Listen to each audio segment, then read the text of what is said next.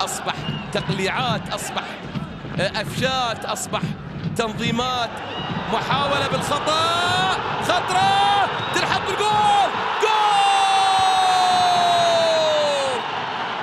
الشلهوب ويوب يونغ ينصبان السيرك الأزرق أمام البوابة الصفراء، ويوب يونغ يتنفس صعداء من جديد، يحرز الهدف الرابع مع الدقيقة الرابعة من زمن الشوط الثاني من المباراة. 4 الهلال، لا شيء النصر، في واحدة من أجمل وأحلى وأمتع ما يقدمه وتقدمه الكتيبة الزرقاء.